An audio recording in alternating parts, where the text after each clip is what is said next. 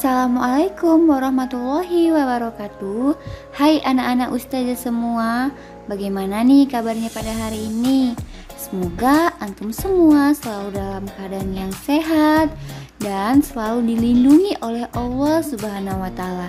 Dan yang terpenting, anak-anak ustazah tetap semangat untuk mengikuti pembelajaran. Nah, hari ini kita akan belajar bahasa Indonesia. Namun, sebelum kita belajar, yuk kita berdoa terlebih dahulu dengan membaca basmalah. Bismillahirrahmanirrahim. Nah, materi pembelajaran kita yaitu teks eksplanasi. Adapun tujuan pembelajaran yang pertama adalah diharapkan siswa mampu menjelaskan pengertian dari teks eksplanasi. Yang kedua, siswa mampu menyebutkan ciri-ciri teks eksplanasi.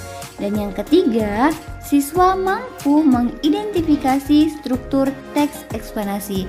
Nah, inilah tujuan pembelajaran yang harus antum capai dalam pembelajaran kali ini. Oke, sekarang kita masuk ke pengertian dari teks eksplanasi. Apa sih teks eksplanasi itu? Nah, teks eksplanasi adalah teks yang menjelaskan informasi tentang proses atau tahapan mengapa dan bagaimana terjadinya suatu fenomena atau peristiwa yang berkaitan dengan alam, sosial, ilmiah, dan budaya. Kita menemukan teks eksplanasi ini di dalam buku-buku sains, buku geografi, dan juga buku sejarah, atau dalam artikel sebuah majalah. Nah, bisa juga kita temukan teks eksplanasi. Nah, anak-anak ustazah, selanjutnya tujuan dari teks eksplanasi itu apa?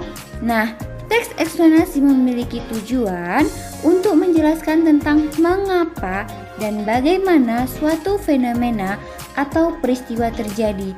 Misalnya, ada nih artikel tentang dampak global warming atau pemanasan global, atau juga tentang peristiwa meletusnya gunung berapi dan lain-lain sebagainya.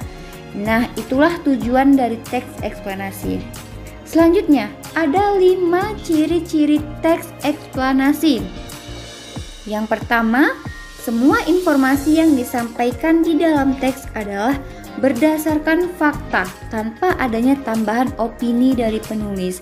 Jadi penulis ini menuliskan suatu fenomena berdasarkan fakta yang terjadi, bukan berdasarkan opini atau pendapatnya mengenai fenomena itu.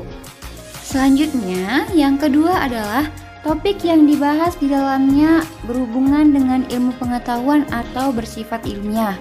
Kemudian yang ketiga, jenis teksnya bersifat informatif, jadi hanya memberikan informasi saja, tidak membuat pembaca untuk mempengaruhi atau terpengaruh dengan apa yang dibacanya.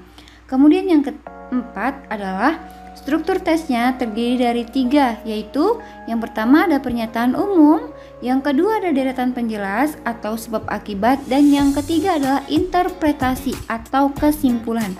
Nah, yang kelima, penjelasan di dalam teks ini menggunakan urutan seperti pertama, kedua, ketiga, dan lain sebagainya. Nah, anak-anak ustazah, inilah ciri-ciri dari teks eksplanasi. Selanjutnya adalah struktur teks eksplanasi. Ada 3 strukturnya. Yang pertama adalah pernyataan umum, di mana pernyataan umum ini memuat penjelasan umum tentang suatu topik, atau di sini biasanya pengenalan dari suatu peristiwa itu. Kemudian yang kedua adalah deretan penjelas. Nah, pada deretan penjelas ini diceritakan bagaimana sebab akibat dari fenomena itu terjadi. Nah, kemudian dari awal sampai akhir fenomena itu dijelaskan di deretan penjelas. Lalu yang ketiga ada interpretasi. Nah, ini adalah kesimpulan. Jadi, interpretasi penutup dan bukan suatu keharusan. Nah, pada bagian interpretasi ini menjelaskan intisari atau kesimpulan dari pernyataan yang sudah dibahas dari pernyataan umum sampai ke deretan penjelas berdasarkan topik yang ada. Nah, inilah struktur teks eksplanasi. Selanjutnya, anak-anak ustazah silahkan perhatikan contoh teks eksplanasi yang Ustazah punya. Nah, pada teks ini kita lihat judulnya adalah James Watt, sang penemu mesin uap. Di sini, pada paragraf pertama itu bisa juga disebut sebagai pernyataan umum atau pembuka, di mana dalam teks ini mengenalkan siapa sih James Watt itu dan di mana sih dia lahirnya. Nah, seperti itu.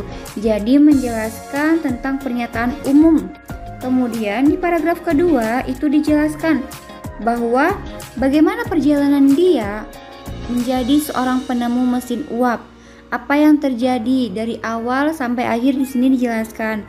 Maka paragraf kedua ini termasuk deretan penjelas. Nah, kemudian paragraf ketiganya ini adalah interpretasi tadi, kesimpulan atau penutup dari teks eksplanasi. Di sini dijelaskan intisari dari teks tentang James Watt ini. Nah, apa saja intisari atau kesimpulan dari teksnya?